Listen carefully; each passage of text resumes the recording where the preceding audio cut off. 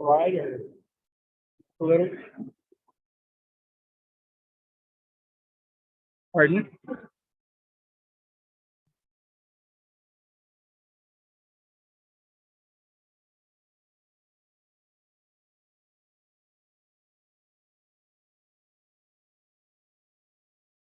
Yeah.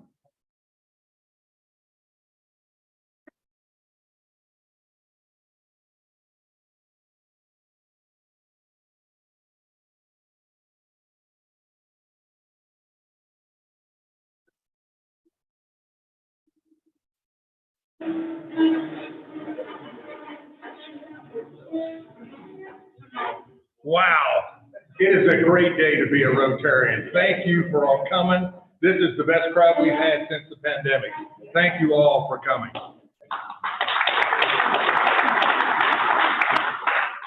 And now let's say the pledge. I pledge allegiance to the flag of the United States of America and to the republic for which it stands, one nation, under God, indivisible, with liberty and justice for all. Before you sit, we give thanks for this food and fellowship. May Rotary friends and Rotary ways help us to serve others all of our days. Thank you. Another great way to start the new year is to announce that Stephanie Gasson and Brian Blevins have both turned in applications. The board's meeting next Tuesday. Brian, where'd you go? There you are. I don't recognize you from behind you. And so we'll be voting on their membership Tuesday at the board meeting. Congratulations to Rayhan Reza, our new vice president, starting in July. Mark Webley is re-upping as our secretary, John Wall as treasurer, and Stephen Robinson has will ascend to our sergeant at arms in July. So congratulations to those, and to go ahead. And to Blake Sutton and Leanna James as they will be our newest board members starting in July. And Andy Tompkins has re-upped for another term.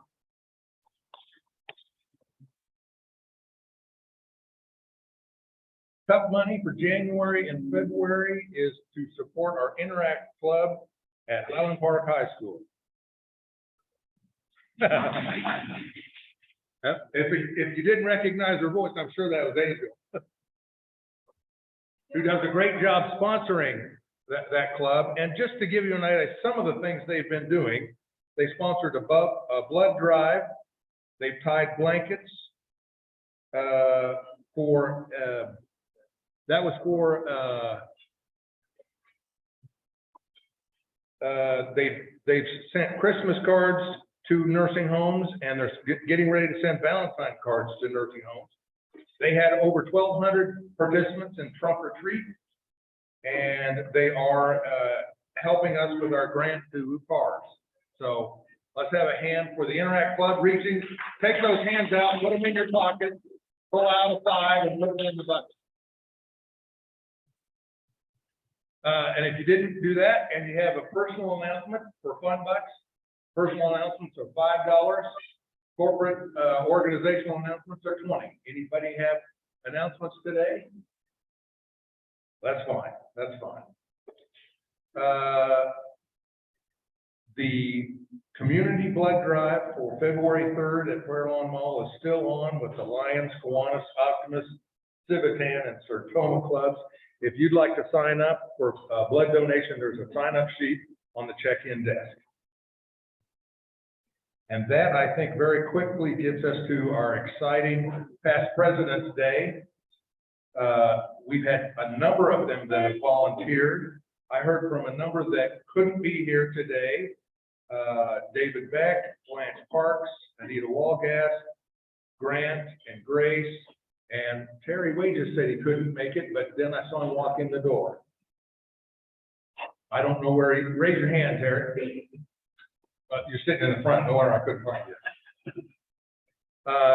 And we have other past presidents in the room, but the ones that we're about to hear from are the ones that signed up and said they're going to share a Rotary minute. And so I tried, just racked my brain to try to figure out how to do this in any kind of order. And so Stan, I'm going to ask you to start. Stan Teeter was president in 1981, the year I joined Rotary. As you come up, I will hand you the mic. You have to put the mic in front of your lips. You have 2 to 3 minutes, and then you get the hook.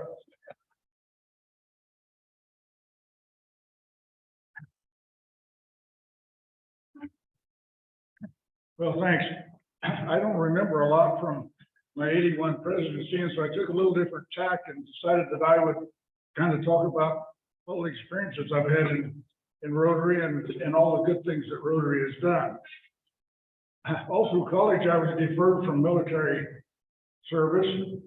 When I graduated and got my orders, I was to report to Forbes Air Force Base, Kansas. Had to call Luke Air Force Base and find out where Forbes was. And that's how I got to Topeka. And while I was here, I had sentry dogs, and they had a problem when I got up with Martin Moore Sr. And he helped me, and so I ended up helping him with some of his research out there. And it paid off later.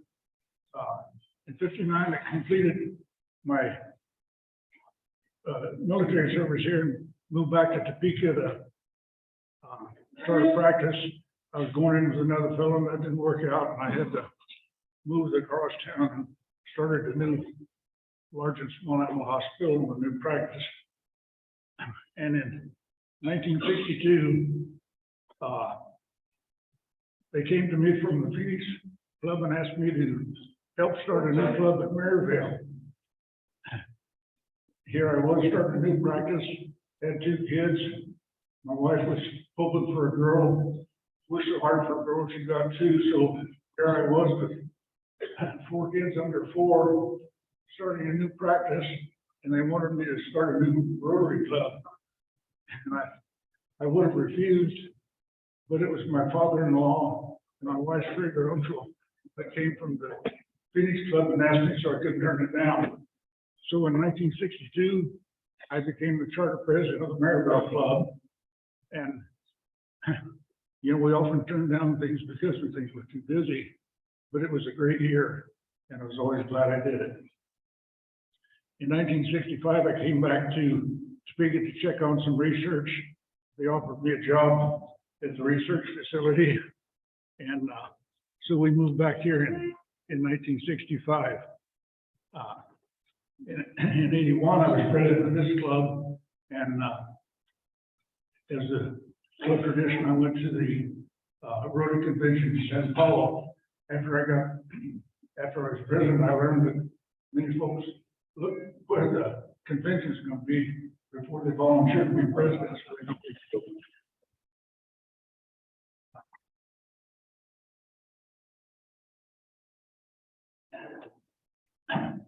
While I was in the Rotary Club here, I got involved with the student exchange and ended up as district chair. At that time, it was just the district chair that contacted the districts around the world. So I was making telephone calls all hours of the day and night. And then I got a call from a fellow down in New Mexico, and we got together in Tulsa and started getting organized for the South Central Rotary Exchange, which made it much more efficient, and it was a good thing.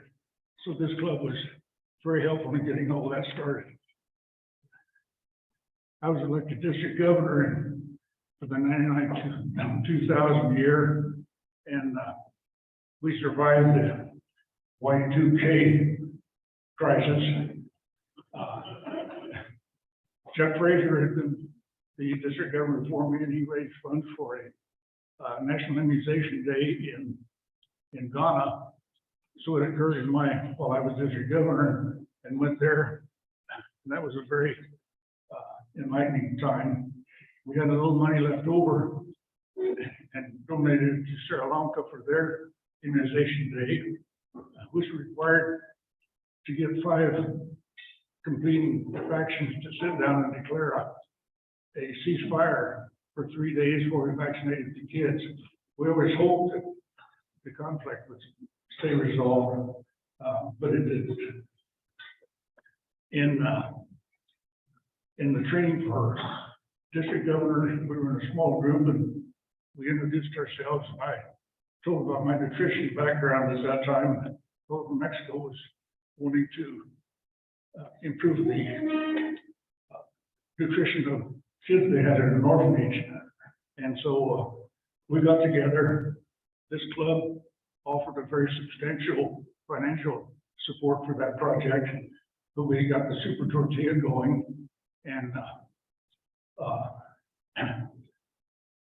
we decided that we should try to expand it. And so we set up an experiment where we had a control group and the treated group. The only problem was our control group was another group that the orphanage was doing some other things with, and they started feeding the tortilla along with the other groups. So we had to get another control group, which worked out fine. We measured all the growth and all the blood, all of that to prove, which everybody knows that if you have good nutrition for kids, they'll do better. But the most rewarding thing was the mothers of some of those kids that said the kids were bright-eyed and bushy-tailed and very much more active, and that made it much more worthwhile. We tried to get the super tortilla to be more widespread, but the custom was that Mom would go down downtown to a little tortilla maker and get the tortillas for the days. Was impossible to get to do formulations, all of them. But they did come up with a treat that was very common there, like a Rice Krispie treat, but it was made with soybeans and held together with honey or molasses. And so we added vitamins and minerals to that, and it was to get better nutrition for them. So those are some of the highlights that have gone on in my time. Rotary since 1962. Thanks.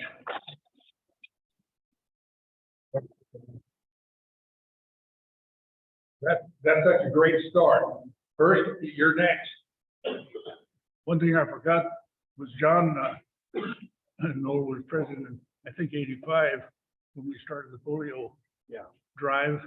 This club raised a lot of money. Your dad did Yeah, he did a great job, didn't he? Yeah. Thank you. Hurst Kaufman. Thank you, President Steve. I'm sure glad Stan's here because I'd hate to think I'm the oldest past president in the club. I joined the club in '77. We were still meeting at the Jayhawk Hotel at that point.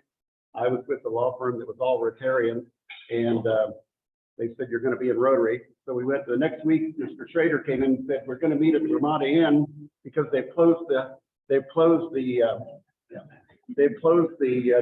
Hotel because the kitchen was full of roaches and mice. So, and I'd eaten there the week before. I was president in 92, 93, starting 92 and even 93. I followed Vern Jarbo, and Mark Marley was president after I was president. And I kind of forget who the district governor was. I know we went to Orlando for the convention. The big event the year I was Rotarian was the South Club and the West Club and our club together decided that because the Soviet Union had collapsed and Rotary was being reestablished in Soviet countries, previous Soviet countries, we raised the money and brought a member of the newly reformed Prague Club to Topeka for 2 weeks. And he was a professor from the university, economics professor at the university in Prague, and his name was Jerry Yandos. He had a great time. He went around and visited a lot of things in Topeka. I remember Joan was over at the House of Representatives, and she showed him all over the State House, and I know somebody took him on a tour of Washington University. I know he went out to Hills and looked at the research hospital there, research center there, and he went out to my farm for a day and had a great time out there and rode around in the truck with my mother and said he'd never seen a farm woman drive a truck in Czech Republic. And that was a big event. And I think that it made a great impression on him that we cared so much about his country and what had happened with the fall of the Soviet Union. About 3 years later, I happened to be on vacation, and I went to Prague and stayed with him and his wife for about 3 or 4 days in their home, and he showed me around in Prague and so forth. He always joked about how he thought I knew everybody in town, and because Joan, she knew me, and he'd go to Washburn and they knew me and so forth. I said, no, Jerry, I don't know everybody. And so I took him one night to the Free State Brewery in Lawrence, and he had a great time down there. And we were coming back through the Turnpike exit, and lo and behold, Jay Sheets was taking the tickets. He said, hey, Hurst. And Jerry said, there you go. That was the highlight of my year. Thank you, Hurst. Lucky you're next. Deep wells of Rotary stories. So we're cutting them short today, but don't hesitate to sit next to these folks and ask them about their Rotary experiences. Lucky? So this means I'm one of the elder statesmen also here. Well, I joined the club in '82, so I have been around for a little while now. And my term as president was '97 to '98. Just a couple of things that I'll mention, one of which really started out as the result of a very tragic situation. I got a call from Nancy Perry one weekend indicating that Jerry Robertson had been killed in a car accident coming back from Oklahoma, I think, the holidays. And Jerry was slated to take over as president after that. Nancy was the current president.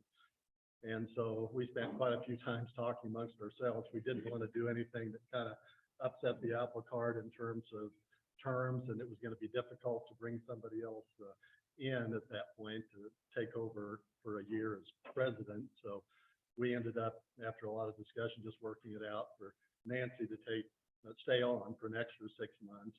And I started 6 months early, so we each have a year and a half at that point. But very sad situation, but I guess one of those things, you never know what to expect, and you're able to maneuver our way through it. And it was a great year and a half. I guess the one other thing I'll mention, I know a lot of you have heard about the great times that people have had at international conventions.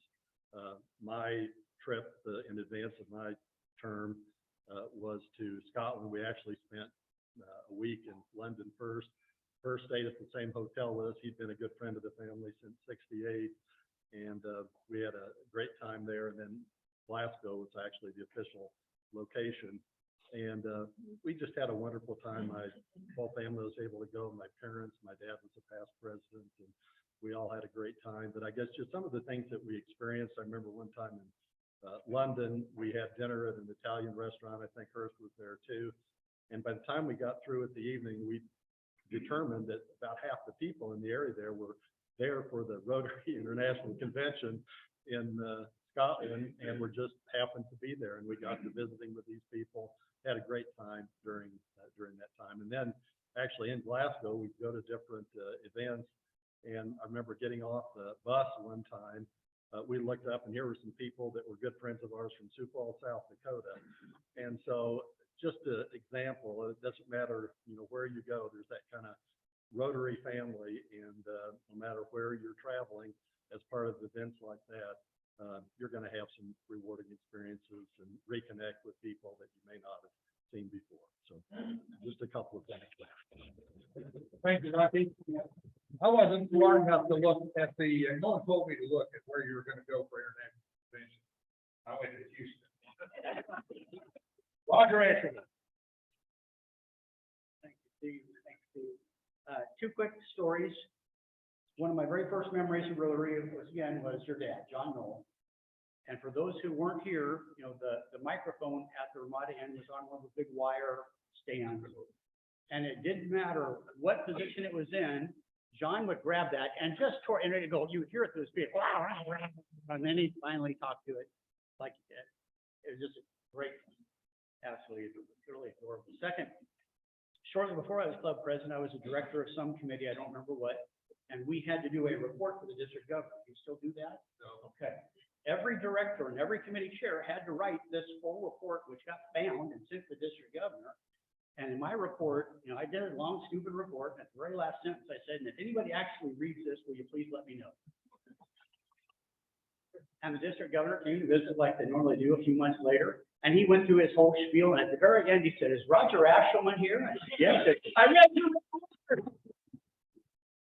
That's one.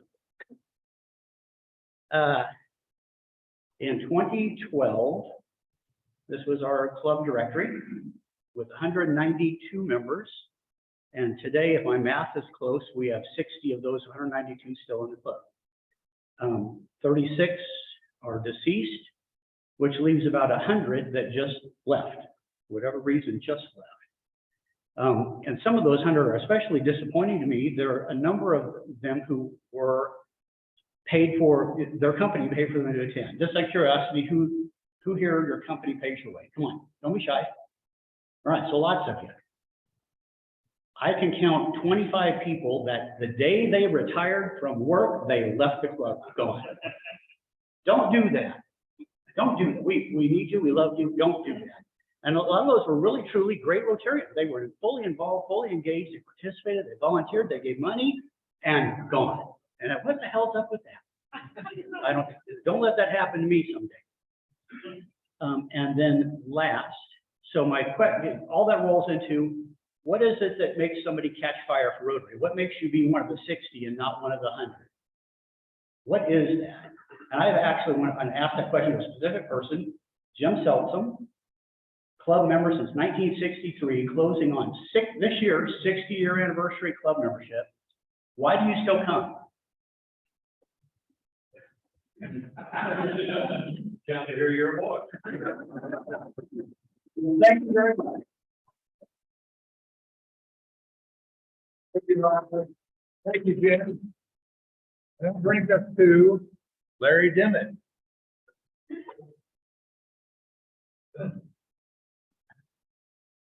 Larry has achieved a lot in Rotary. I don't know how much he's going to tell us about today. Well, I'll tell you one thing, I didn't read my mail, so I didn't know this was President's Day. Otherwise, I would have dressed up a little bit better.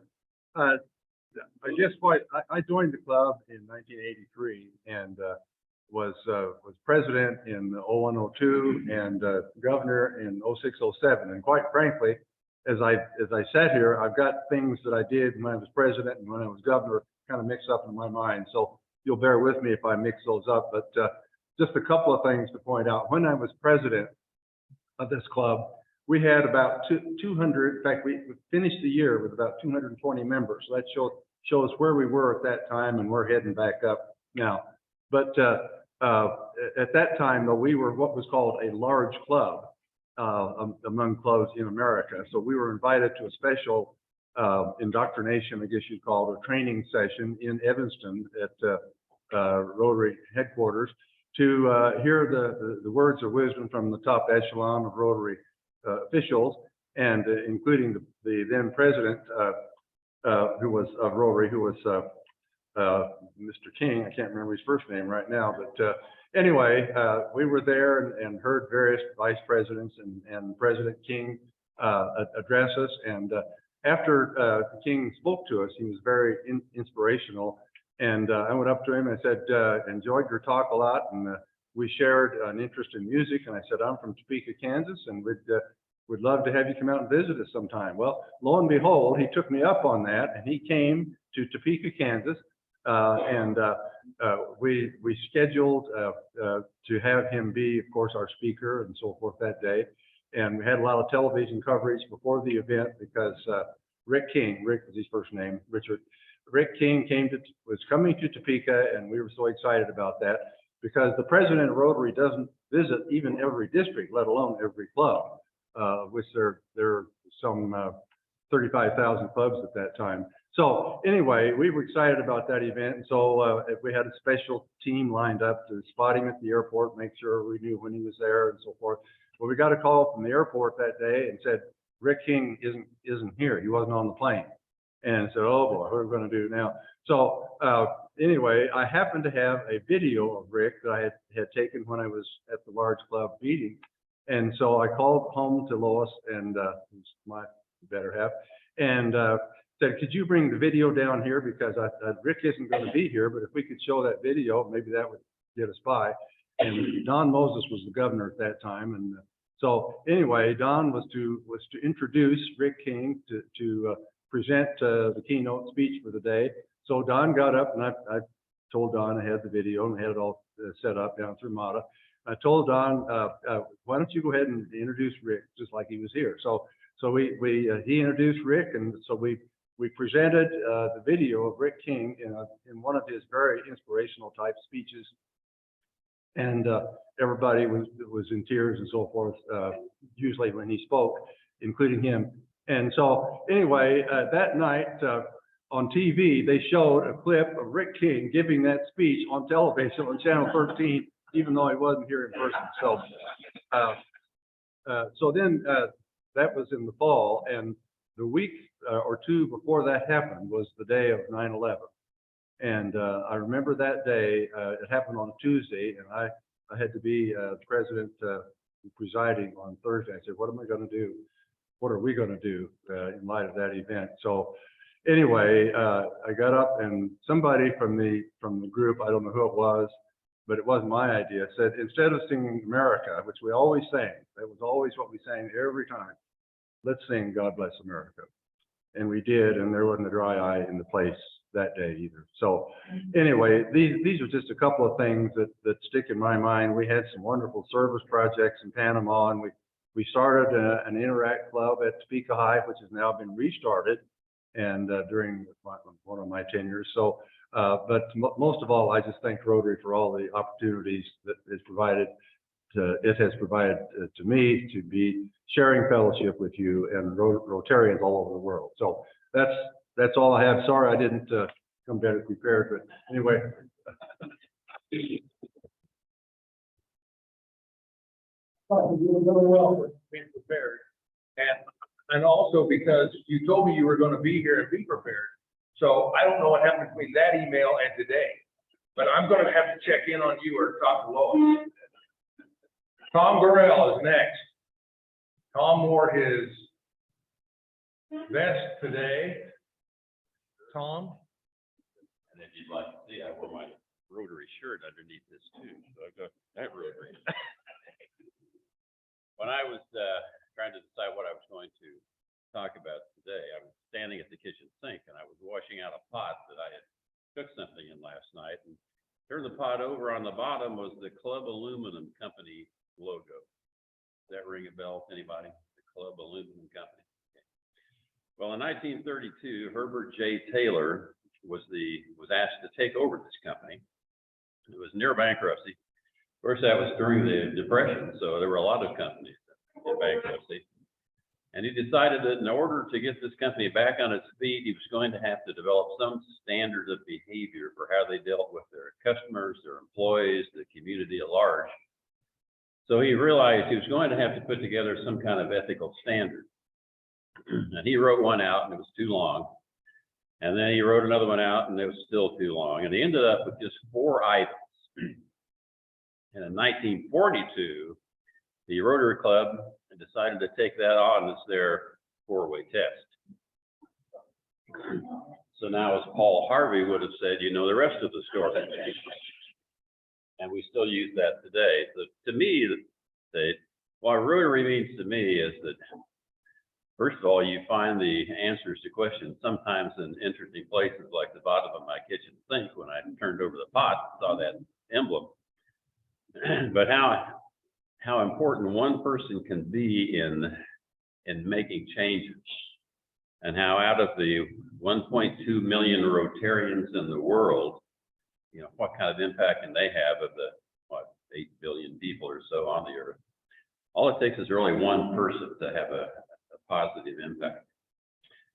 But as far as the time in Rotary that I had, the most memorable occasion that I was involved with was going to the International Convention in Brisbane, Australia. Long trip, but that was the first time that I had actually been introduced to the worldwide impact of Rotary. To walk into that large arena, I don't know how many thousands of people it held, but they had to fill it twice in order to get everybody in there. And to see the worldwide impact that Rotary has and the impact that we can have upon our local communities and the world at wide, that really came down to why I'm still in Rotary. We all have an opportunity to make impact, and we have a high ethical standard to follow in the 4-way test. And that's what I've appreciated from Rotary. Thank you.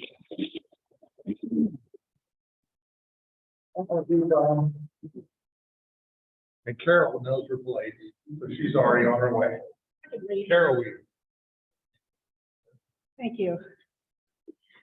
Well, the story I'm going to tell you is one that was life-changing for me, and those of you who've been in the club for a long time probably can figure that out real quickly. But first of all, let me say that after I had first joined Rotary in 1992, I missed a couple of meetings. And at the time, of course, we had an attendance requirement. And one of them was, if you missed 3 meetings in a row, you were out. Y'all remember that? I arrived and I picked up my badge, and there was a red note in it.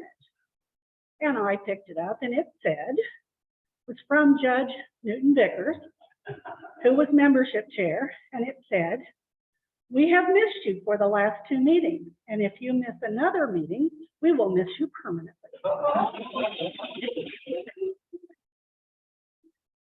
Well, I guess I'm glad I stayed in, because about 6 months later, I came into Rotary and I chatted with a number of people, including this rather young gentleman, a nice looking young man.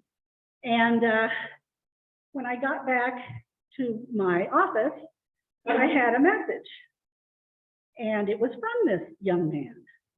And he said, "I really enjoyed speaking with you today. You have a delightful personality, and I'd like to take you out." His name was Vern Wheeler, and we were married 6 months later. That 6 months was really fun because we would always sit together, but we'd change tables all the time. And nobody knew that we were dating. And I would lean over to him and say, "Are you planning any trips?" And he'd tell me he was, which of course were the trips I was planning as well. So Terry Book actually had introduced us. And when we were engaged, I told her at Rotary that we had gotten engaged. And she came to the table and said, "Congratulations," and congratulated Vern. Well, Mike, with the newspaper, was sitting with us. He flips out his notebook, you know how reporters do. "Why are we congratulating Vern?" So Vern said, "Well, I've asked Carol to marry me, and she's agreed." And he takes it to the front of the room. Mark Marley was president. And so he made the announcement to the entire Rotary Club. And he ended by saying, "And now, gentlemen, you know why. Your wives didn't want us letting women in Rotary." I was single, he was single. It was life-changing.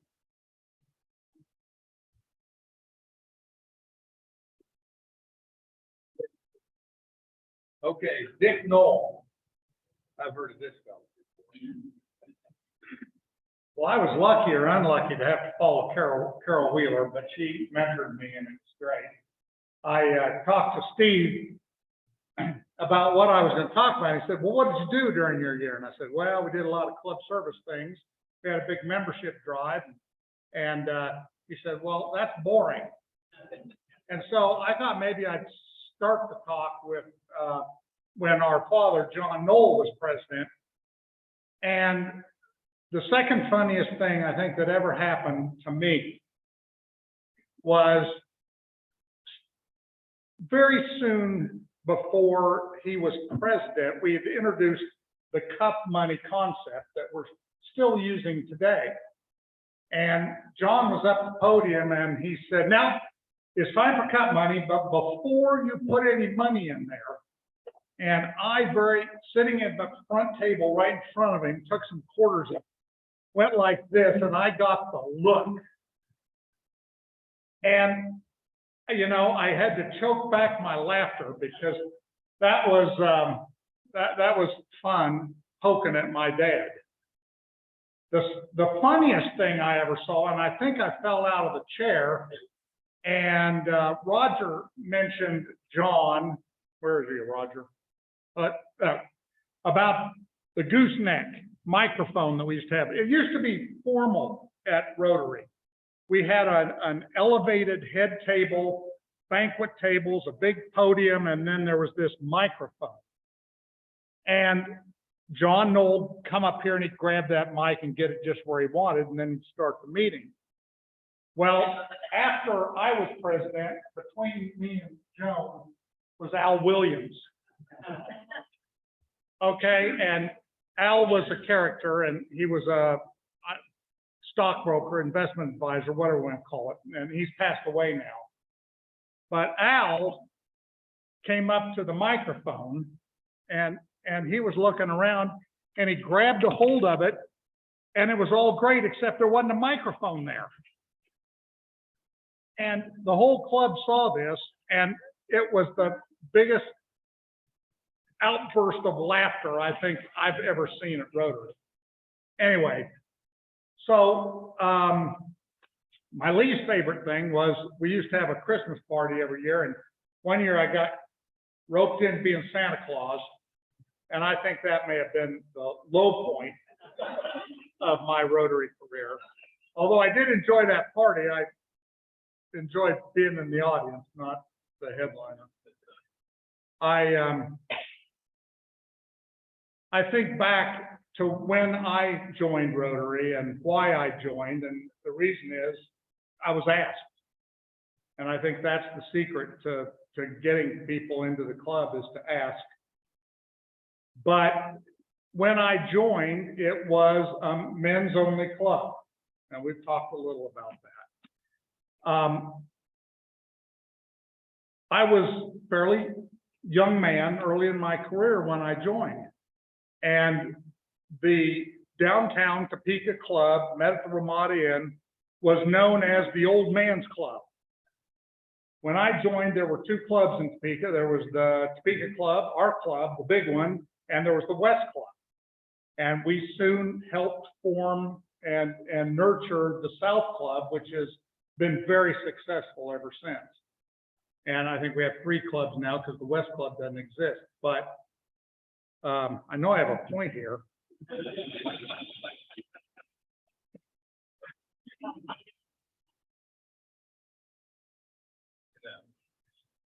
The point is that at that time, I was a young man in the Old Man's Club.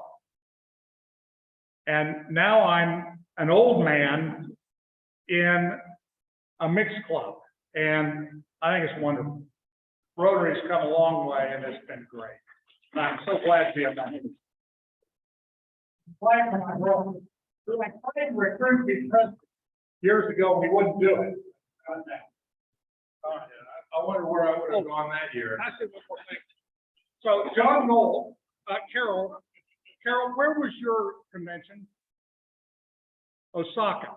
Okay, so in the old days, every other year, it was either in the United States or then it was overseas.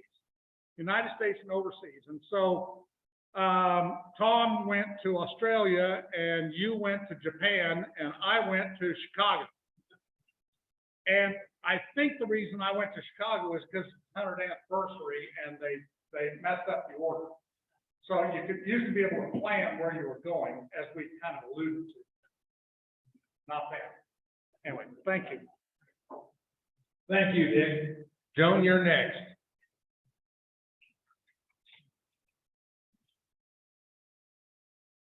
I had a feeling that when you got this far down the line, all the good stories were going to be taken. And my story about Al Williams, who passed the gavel to me and almost dropped it, I could have made it more graphic if I had been able to show you the slide. Ann Palmer took pictures of the year that I was president and gave me a nice DVD, and I put them in a PowerPoint. But of course, we don't have a way to show a PowerPoint today. So you're not going to get to see the slides, but I'm going to try to tell you about a couple of highlights. We had a lot of politicians who spoke the year that I was president. Isn't that strange? And we had Jerry Moran and Kathleen Sebelius. We had presidents of the Senate, former governors, and members of Congress. And I liked all that. I thought that was great. We did sing. We always sang America, but Hearst and I have a strategy that every now and then we would change things up. And so sometimes Larry would bring his guitar and we'd sing Home on the Range. And on Valentine's Day, Hearst and I did have a photo of it, sang Let Me Call You Sweetheart. So we did some things just to change. We had the Crady family singing for us from time to time because Don Crady, I don't think Don's here today, was a former district governor. And we did all the usual things that Rotary clubs do. We served others, we learned from each other. We memorialized people that are no longer with us. I had great pictures of Dale Anderson, of Al Williams, and Fred from South Gatlin, yeah. But mostly, what happened to me in terms of being president was that I gained a sense of commitment that I don't think I would have had just sitting here coming year after year. And I only got to go to Salt Lake City, but that was kind of interesting for my year. But you gain an understanding of what Rotary is. And I think some of the things that I've been able to dig my heels into in years past, like the Freedom Festival, or working on the Rotary Foundation, which I found extraordinarily satisfying, comes from getting that commitment to Rotary's larger ideals. I do remember your father having the entire club say the four-way test the day that I was taken in as a new member, because I was the first woman. And apparently there was going to be a line.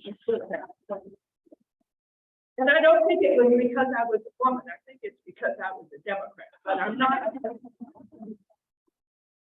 sure. But John Knoll just looked at him and dared us to do something.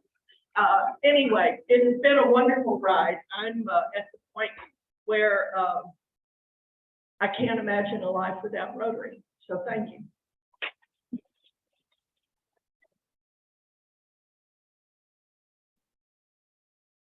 Another reader for past president, Kurt Jones. Thank you. I'm not going to talk a lot about my year as president, but a couple of anecdotes, I guess, and then I'm going to take off in a different direction. First of all, I complained a lot about having to follow Joan because she was such a wonderful president. And the way the rotation works, you know, a couple years before you're president, you're in charge of programs. And Joan knew everybody in the state of Kansas, and she had a wonderful lineup of programs the year that she did it, and then I had to come up with something interesting the next year, and it, I'm sure wasn't nearly as good. Another thing I'd like to talk about is the day that Carol and Vern first met. I was sitting across the table from them, and I remember it pretty distinctly too, because these two people were over there talking, and you could hear part of the conversation. I kept thinking, there's something going on. And there was. So, there you go. The other thing, I got to go to Los Angeles as part of being president, and it was, you know, it was really a great trip. And one of the things that we were able to do was take our youngest son, Mark, with us. He was 13 at the time, and he is still talking about what he learned from Hearst Kaufman, which is how to order the proper martini. So you just never know what's going to go on. But you know, Gordon is always really good about reminding us about Francine Hines and what she did for the club. So I'm taking off in a little bit different direction. Each week we give a book to the library at Ross Elementary School. We do this because one of the goals of Rotary International is to promote literacy. Ross Elementary was chosen because it is in one of the most economically challenged areas of our city. Ross Elementary was named after Merrill and Barbara Ross. Many of our members knew Merrill Ross, but I'd like to spend a minute to introduce new members to Merrill, who was a 45-year member of our club and who died in 1992. Merrill was born in 1919 in Flat Lick, Kentucky. He received his bachelor's and postgraduate degrees from Pittsburgh State University. After teaching in Fort Scott, he moved to Topeka in 1944 and was inducted into the military 2 months later. Ross became a fighter pilot in the Army Air Corps as a member of the Tuskegee Airmen. A highlight of Merrill's life was being able to participate as an honored guest in the inauguration of Barack Obama, along with other surviving Tuskegee Airmen. Merrill returned to Topeka after World War II to teach in all 4 segregated elementary schools in the days before Brown versus Topeka Board. He was the principal at Washington Elementary, Avondale West, Sheldon, and retired as principal at Quinton Heights Elementary. Ross was inducted to the Kansas Teachers Hall of Fame in 1992, the same year he was named a Paul Harris Fellow. In 1993, he and his wife Barbara were honored by having Highland Park Elementary School named in their honor. Merrill was just one of those really kind, nice gentlemen. He always made you feel good if you sat next to him, had great things to say to you, and was just a joy to be around. So my minute's up, and my hope is that when we tell our guest speaker that we're giving a book in their honor to Ross Elementary School, we'll have a little deeper sense of pride knowing the association between our club and the individual for whom Ross Elementary is named.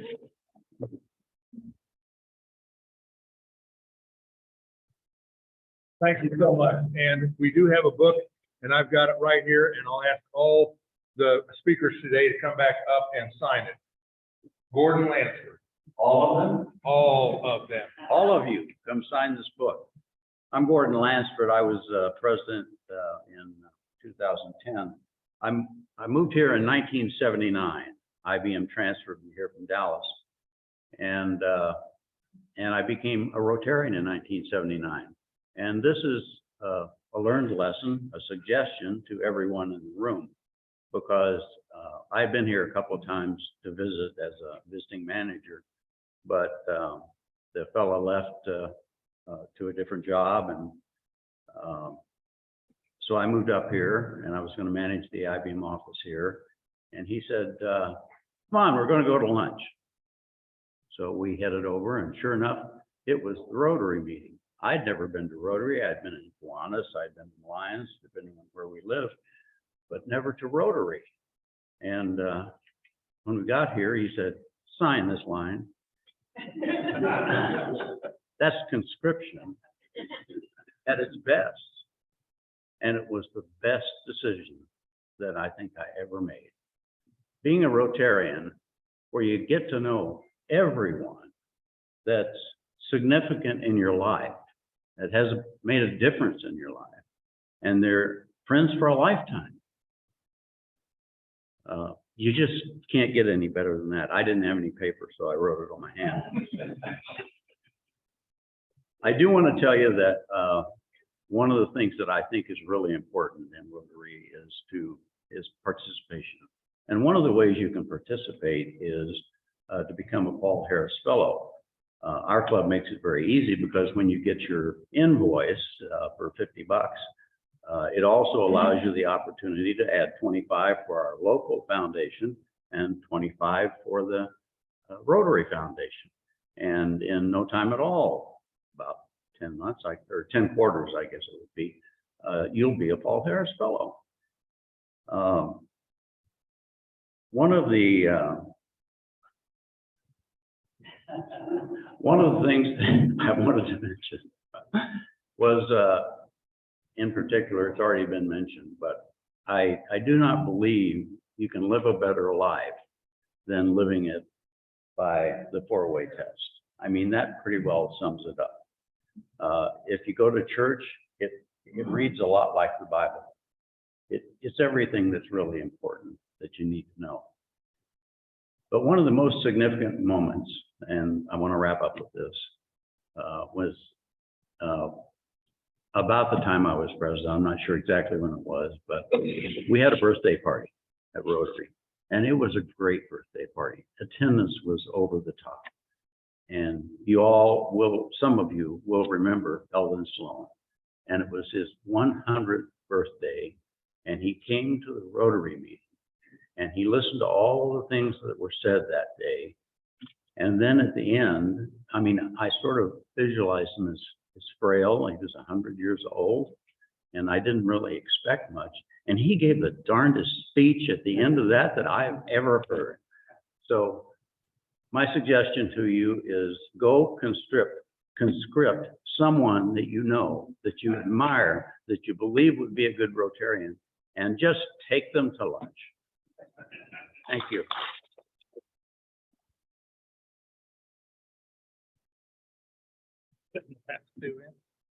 Here's Curtis. All right, I'm Curtis. Curtis, here's the camera. Oh, I'm sorry. Hello.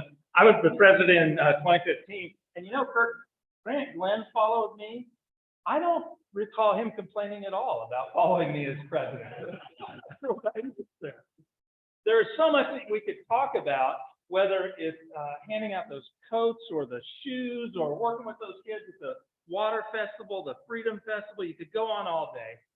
I'd like to share two impressions with you that stand apart and are emblematic of this experience in my life. The first is the very first Rotary meeting I ever attended. I was invited by my neighbor at that time, Dr. Jackson, who was a dentist, and he asked me to come to Rotary.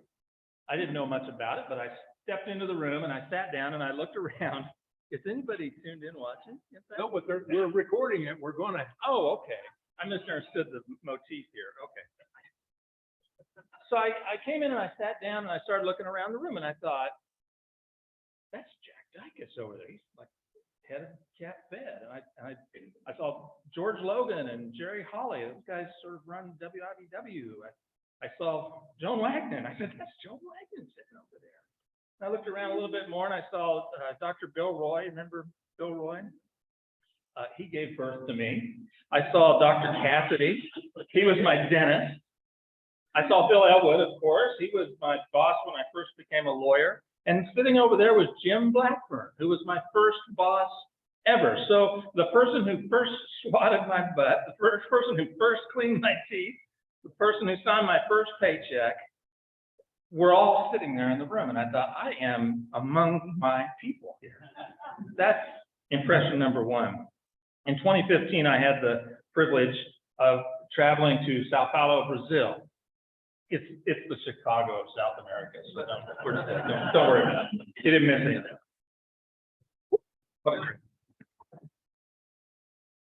There's so much you could say about these international trips, but I think maybe it was Tom who alluded to it, I think. I'm walking around. Obviously, there are thousands of people. And I come around the corner, and there's obviously huge diversity at these things. Literally people from across the globe. But I come around the corner and this group is coming towards me, this retinue, if you will. And it is being led by this very tall man with very dark skin and this regal sort of robe. And he had a number of sort of attendants who were obviously in his train with him. And I thought to myself, I don't know where you're from or who you are, but you are a big deal where you're from. Very impressive visually. And the closer he got, I noticed that he had one of these little Paul Harris fellow pins, just like I did on my lapel. And I thought, well, by God, you know, maybe wherever I go in the world, I'm with my people. So that's impression number two, and that's never left me. That's why I'm a Rotarian. And I hope you'll stay Rotarian too. It's like, yeah, thank you.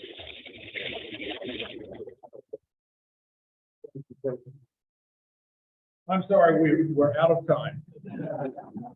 So we almost got done, but that's it. So let's stand for the code. Joni, I didn't see you there.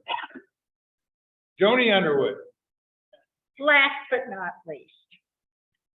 Well, my term was 2019 to 2020. And I don't know if any of you remember 2020. But it was definitely a term of ups and downs. And of course, the first really big down was COVID. And the day that they were announcing the quarantine, I had all of the executive committee of the Rotary Board meeting at my house, and Steve, because he was going on it the next year. And so we're trying, what are we going to do? And Joan, I think, had already called me or something, said, you've got to figure out a way to continue to have the meeting. And I said, okay. And Steve was saying, you know, we're quarantined. We're not going to be able to meet. We're not going to be able to do that. But that team and all of you who were members then made it work. We came up with a way to have Zoom. We met and our membership and attendance continued, and we made it work. Not me, not the executive branch, all of it. And that's what I love about Rotary, is we work as a team and we make things happen. We make things into difference for all the different kids in the city that needed shoes or coats, and we continue to do that. Now, the up for my year, other than getting to go to Germany for the international conference, is that we had discontinued having our annual Christmas party when everybody brought their kids and Santa came and that. And so we were saying, and this was before the quarantine, we need to have another way to celebrate. And so again, a team of people worked together to have a wonderful holiday special. We had the party at the Energy Lobby that was donated to us. We had drinks, we had food. Joan's here saying she remembers it. We had lots of people there, and we had a wonderful entertainment program. And Larry, come on up, because you were instrumental in that program. Our members, and we have a wide range of talented members.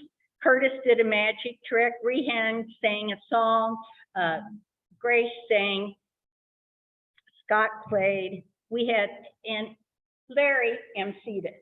And again, so not only in doing hard work do we work together, but we work together to have fun. And that is the fifth step in the four-way test, is we know how to have fun and to be kind. And so Larry has resigned from our club as of December 31st. And he has retired from TPAC. And he will be leaving us in the city of Topeka. And we will miss him, because you made a lot of wonderful contributions to our club. Your jokes we won't miss, but and so we want to make sure that you will continue to miss us. And so you have sunflowers to take with you. Wow. So congratulations.